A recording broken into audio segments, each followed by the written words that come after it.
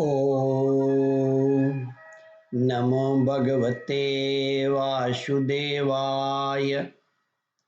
श्रद्धालु भक्तों, श्रीमद् भागवत महापुराण के नवम स्कंद के 10वां अध्याय के अंतर्गत भगवान श्री राम की लीलाओं का वर्णन, इसका प्रस्तुतिकरण करूंगा। इसके पूर्व जहाँ तक आप कथा श्रवण कर चुके हैं, उसके आगे का प्रस्तुतिकरण करूंगा। श्री सुखदेव जी कहते हैं, परीक्षित, इधर तो ब्रह्मा आदि बड़े आनंद से भगवान की लीलाओं का गान कर रहे थे, और उधर जब भगवान को यह मालूम हुआ कि भरत जी केवल गोमूत्र में पकाया हुआ जौ का दलिया खाते हैं, वलकल पहनते हैं और पृथ्वी पर दाव बिछाकर सोते हैं, एवं उन्होंने जटाएं बढ़ा रखी हैं, तब वे बहुत दुखित हुए। उनकी इस दशा का स्मरण कर परम करुणाशील भगवान का हृदय भर आया। जब भरत को मालूम हुआ कि मेरे बड़े भाई भगवान श्री राम जी आ रहे हैं, तब वे पूर्वासी, मंत्री और पुरोहितों को साथ लेकर भगवान की पादुकाएं सिर पर रखकर उनकी अगवानी के लिए चले। जब भरत जी अपने रहने के स्थान नंदीग्राम से चले, तब लोग उनके साथ साथ मंगल गान करते, बाजे बजाते चलने लगे। वेदवादी ब्राह्मण बार बार वेद मंत्रों का उच्चारण करने लगे और उसकी ध्वनि चारों ओर गूंजने लगी।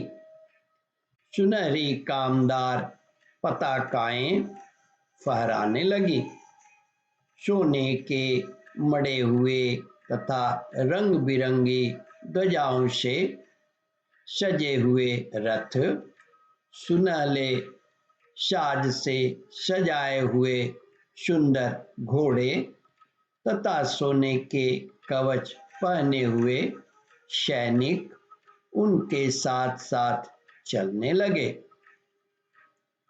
सेठ साहूकार, श्रेष्ठ वारांगनाएं, पैदल चलने वाले सेवक और महाराजाओं के योग्य छोटी बड़ी सभी वस्तुएं उनके साथ चल रही थीं। भगवान को देखते ही प्रेम के उद्रेक से भरत जी का हृदय गदगद हो गया। नेत्रों से आंसू छलक आए। वे भगवान के चरणों में गिर पड़े। उन्होंने प्रभु के सामने उनकी पादुकाएं रख दी और हाथ जोड़कर खड़े हो गए। नेत्रों से आंसू की धारा बहती जा रही थी। भगवान ने अपने दोनों हाथों से पकड़कर बहुत देर तक भरत जी को हृदय से लगाए रखा। भगवान के नेत्र जल से भरत जी का स्नान हो गया। भगवान के नेत्र के जल से भरत जी का स्नान हो गया। इसके बाद सीता जी और लक्ष्मण जी के साथ भगवान श्री रामचंद्र जी ने ब्राह्मण और पूजनीय गुरुजनों को नमस्कार किया तथा सारी प्रजा ने बड़े प्रेम से सिर झुकाकर भगवान के चरणों में प्रणाम किया। उस समय उत्तर कोशल देश की रहने वाली समस्त प्रजा अपने स्वामी भगवान को बहुत दिनों के बाद आए देख अपने दुपट्टे हिला हिलाकर पुष्पों की वर्षा करती हुई आनंद से नाचने लगी। भरत जी ने भगवान की पादुकाएं लीं, विभीषण ने चंवर, सुग्रीव ने पंखा और श्री हनुमान जी ने श्वेत छत्र ग्रहण किया।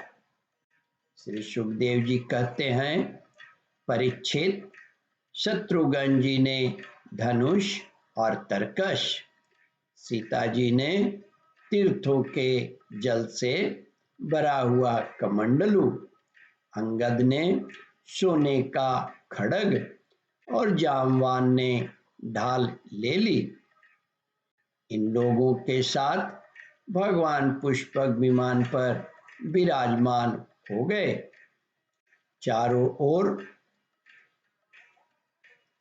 चारों तरफ यथास्थान स्त्रियां बैठी वंदीजन स्तुति करने लगे।